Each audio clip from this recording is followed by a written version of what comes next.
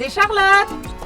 Ça fait partie d'un projet qui suivra le rythme des saisons. Moi j'habite à côté de l'école. Moi j'habite à Chapelle-Bourg. Je me souviens de ça. Ce sera comme une promenade pour s'intéresser à un lieu, connaître un peu plus son histoire et puis voir aussi des installations artistiques. Mon loisir préféré, c'est les faisans.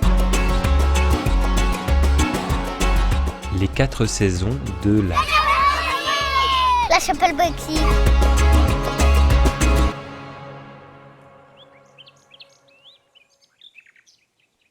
Et je me rappelle de la fête Dieu, par exemple. Dans le bourg, c'était magnifique. Tout le bourg était fleuri et puis il y a eu des... On s'arrêtait, on repartait. C'était bien, quoi. C'était comme une procession, C'est un ça, petit peu. c'était une procession. Les petits enfants qui jetaient des fleurs, là, des pétales. C'était beau.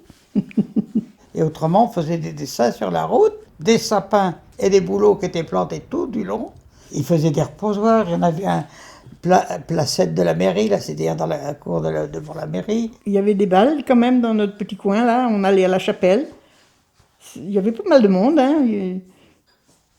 C'était l'accordéon, mais il y avait que ça, mais c'était bien. Mais il y avait pas mal de monde qui venait.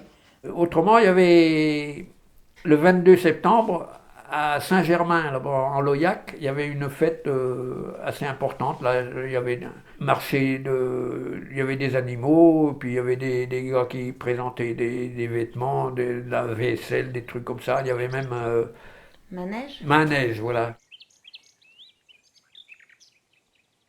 Alors il y avait une partie école et puis une partie, ce qu'ils appelaient patronage. C'était des grandes salles, une scène.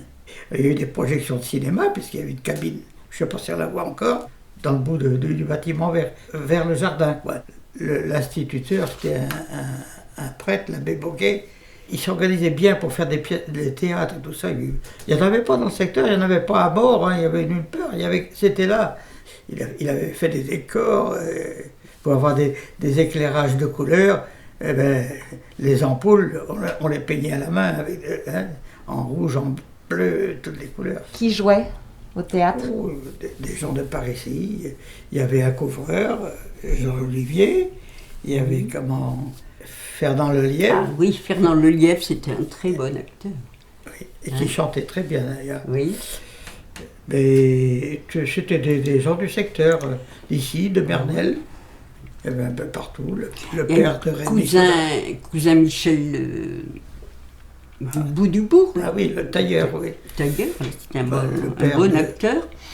La salle du patronage, c'était route de Villeneuve, là. La rue de Villeneuve, quand on descend, oui. Il y a un bâtiment en tuiles que de Meneau avait fait faire en 1938. Le patronage, c'était... Et puis faire des fêtes, faire des animations.